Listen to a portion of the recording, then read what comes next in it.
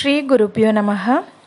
नमस्ते बच्चों, आज हम इस कक्षा में शाम एक किसान कविता से कविता सारांश, शब्दार्थ और प्रश्न अभ्यास को देखने वाले हैं। पहले कविता को एक बार पढ़ते हैं। शाम एक किसान। आकाश का साफा बांधकर सूरज की चिलम खींचता बैठा है पहाड़, घुटनों पर पड़ी है नदी चादर सी, पास ही दहक रही है पलाश के जंगल की अंगीठी, अंधकार दूर पूर्व में सिमटा बैठा है भेड़ों के गले सा। पहला पद यह है। अब हम इस पद के व्याख्या को देखेंगे। जाड़े की शाम में पहाड़ किसी किसान की तरह दिखाई दे रहा है। पहाड़ के सिर पर आकाश उस किसान के साफे के समान लग रहा है। सूरज चिलम के समान दिख रहा है। पहाड़ के नीचे बहने वाली नदी ऐसे लगती है जैसे किसान के घुटनों में कोई चादर पड़ी हो। पास के जंगल में पलाश के लाल रंग के फूल ऐसे लग रहे हैं जैसे किसान ने अपनी सर्दी दूर करने के लिए अंगीठी जला रखी हो। दूर पूर्व दिशा में अंधकार किसी भेड़ों के झुंड के समान प्रतीत हो रहा है। दूसरा पद। अचानक बोला मोर, जैसे किसी ने आवाज दी, सुनते हो?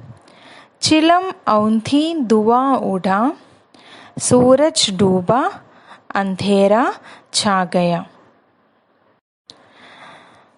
व्याख्या यह है। सारा वातावरण शांत था, तभी अचानक मोर की आवाज आई। ऐसा लगा जैसे किसान को किसी ने आवाज दी हो। सुनते हो? उसके बाद सारे दृश्य बदलने लगते हैं। सूरज डूब जाता है, मानो किसी ने चिलम उलटकर बुझा दी हो। तभी अंधेरा छा जाता है, मानो किसान उठकर घर चला गया हो। तब पुनः शांत हो जाता है। कवि सर्वेश्वर दयाल सक्सेना है। कवि ने किसान के रूप में जाड़े की शाम के प्राकृतिक दृश्य का चित्रण किया है। इस प्राकृतिक दृश्य में पहाड़ बैठे हुए एक किसान की तरह दिखाई दे रहा है। आकाश उसके सिर पर बंधे साफे के समान, पहाड़ के नीचे बहती हुई नदी घुटनों पर रखी चादर सी, पलाश के पेड़ों पर खिले लाल लाल फूल जलती अंगीठी सरीखी, पूरब क्षितिज पर घना होता अंधकार झुंड में बैठी भेड़ों जैसा, और पश्चिम दिशा में डूबता सूरज चिलम पर सुलगती आग की भांति दिख रहा है। यह पूरा दृश्य शांत है। अचानक मोर बोलता है, मानो किसी ने आवाज लगाई, सुनते हो? इसके बाद यह दृश्य घटना में बदल जाता है। चिलम उलट जाती है, आग बुझ जाती है, धुआं उठने लगता है, सूरज डूब जाता है, शाम ढल जाती है और रात का अंधेरा छा जाता है। अब हम शब्दार्थ देखने वाले हैं। पहला, आकाश। आकाश यानी आसमान। आकाश का अर्थ, हिंदी अर्थ यह होता है आसमान। साफा अर्थ सिर पर बांधने का वस्त्र। साफा का मतलब यह होता है सिर पर बांधने का वस्त्र यानी टर्बन।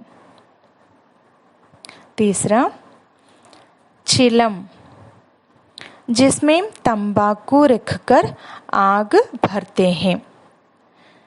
शब्द यह है चिलम, इसका शब्दार्थ यह होता है जिसमें तंबाकू रखकर आग भरते हैं। दहक, सुलग सुलग कर जलना।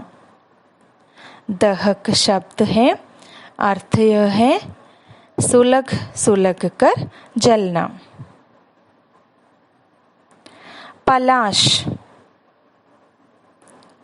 लाल रंग के फूल, फूल यानी फ्लावर, लाल रंग यानी रेड कलर। पलाश शब्द यह है, इसका शब्दार्थ यह है लाल रंग के फूल। पलाश लाल रंग के फूल।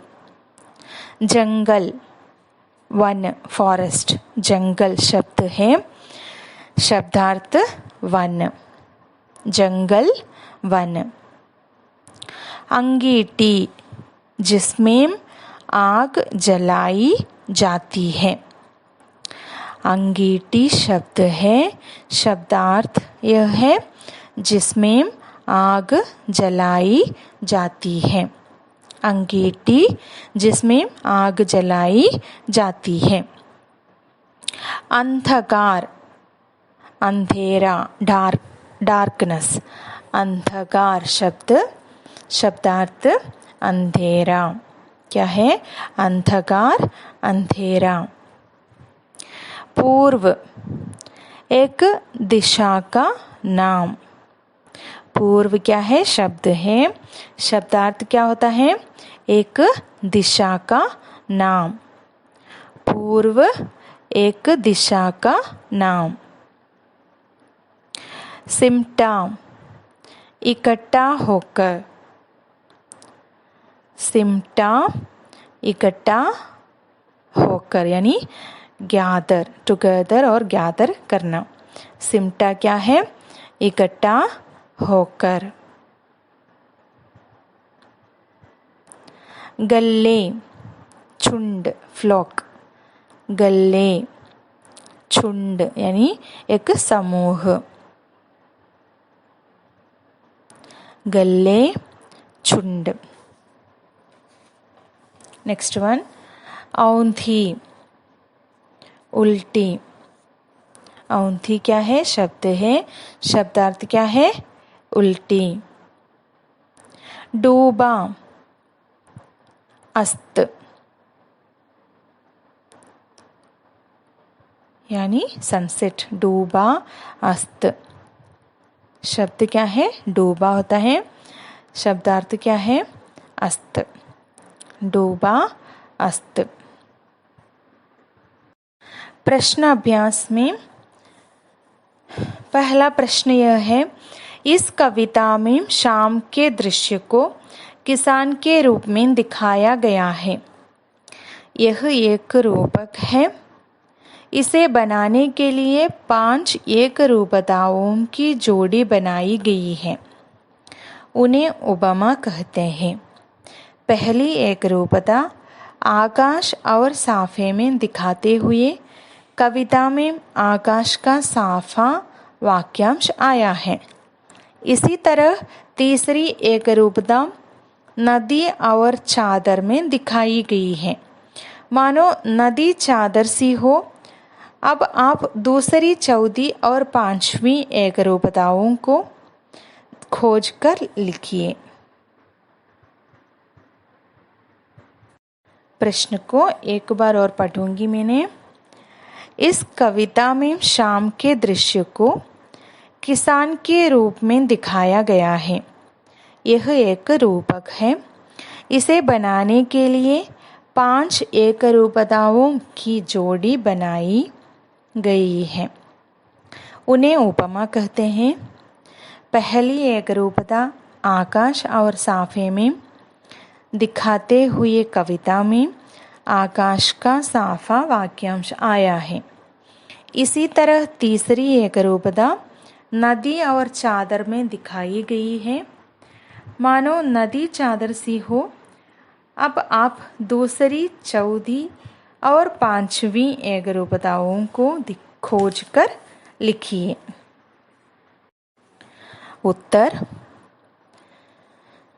दूसरी एकरूपता चिलम सूरज की, चौथी एकरूपता अंगीठी पलाश के फूलों सी, पांचवी एकरूपता अंधकार भेड़ों के गले सा। क्या है? दूसरी एकरूपता यह होती है चिलम सूरज की, चौथी एकरूपता अंगीठी पलाश के फूलों सी और पांचवी एकरूपता अंधकार भेड़ों के गले सा। दूसरा प्रश्न, शाम का दृश्य अपने घर की छत या खिड़की से देखकर बताइए। यह क्वेश्चन आपके लिए है। क्या है? शाम का दृश्य अपने घर की छत या खिड़की से देखकर बताइए। क्या है पहला क्वेश्चन? शाम कब से शुरू हुई? तब से लेकर सूरज डूबने में कितना समय लगा? इस बीच आसमान में क्या क्या परिवर्तन आए? उत्तर: शाम करीब 6 बजे शुरू हुई। तब से लेकर सूरज डूबने में करीब 1 घंटे का समय लगा। इस बीच आसमान का रंग लाल और कुछ देर बाद पीले रंग में परिवर्तित हो गया और कुछ देर बाद सूरज आसमान से गायब हो गया और चारों ओर अंधेरा छा गया। आपके लिए प्रश्न क्या था? शाम कब से शुरू हुई? तब से लेकर सूरज डूबने में कितना समय लगा और इस बीच आसमान में क्या क्या परिवर्तन आए? उत्तर: शाम करीब 6 बजे शुरू हुई। तब से लेकर सूरज डूबने में करीब 1 घंटे का समय लगा। इस बीच आसमान का रंग लाल और कुछ देर बाद पीले रंग में परिवर्तित हो गया और कुछ देर बाद सूरज आसमान से गायब हो गया और चारों ओर अंधेरा छा गया। और अंतिम प्रश्न, इस कविता का संदेश क्या है? यानी शाम एक किसान कविता का संदेश क्या है? कविता शाम एक किसान यह संदेश देती है कि हमें प्रकृति के सौंदर्य को निहार कर उसके आनंद को प्राप्त करना चाहिए। कृत्रिम सौंदर्य कभी भी प्राकृतिक सौंदर्य का मुकाबला नहीं कर सकता। इस कविता में भी कवि ने जाड़े अर्थात शरद ऋतु में पर्वतीय प्रदेश के सौंदर्य से प्रभावित होकर एक पहाड़ को एक किसान के रूप में दर्शाया है। क्या है? प्रश्न यह है, शाम एक किसान कविता का संदेश क्या है? उत्तर: कविता शाम एक किसान यह संदेश देती है कि हमें प्रकृति के सौंदर्य को निहार कर उसके आनंद को प्राप्त करना चाहिए। कृत्रिम सौंदर्य कभी भी प्राकृतिक सौंदर्य का मुकाबला नहीं कर सकता। इस कविता में भी कवि ने जाड़े अर्थात शरद ऋतु में पर्वतीय प्रदेश के सौंदर्य से प्रभावित होकर एक पहाड़ को एक किसान के रूप में दर्शाया है।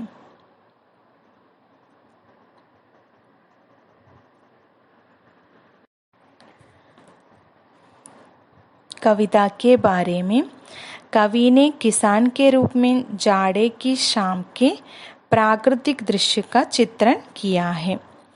इस प्राकृतिक दृश्य में पहाड़ बैठे हुए एक किसान की तरह दिखाई दे रहा है। आकाश उसके सिर पर बंधे साफे के समान, पहाड़ के नीचे बहती हुई नदी घुटनों पर रखी चादर सी, पलाश के पेड़ों पर खिले लाल लाल फूल जलती अंगीठी के समान, पूर्व क्षितिज पर घना होता अंधकार झुंड में बैठी भेड़ों जैसा, और पश्चिम दिशा में डूबता सूरज चिलम पर सुलगती आग की भांति दिख रहा है। यह पूरा दृश्य शांत है। अचानक मोर बोल उठता है, मानो किसी ने आवाज लगाई, सुनते हो। इसके बाद यह दृश्य घटना में बदल जाता है। चिलम उलट जाती है, आग बुझ जाती है, धुआं उठने लगता है, सूरज डूब जाता है, शाम ढल जाती है और शांत का वातावरण था और रात का अंधेरा छा जाता है। धन्यवाद।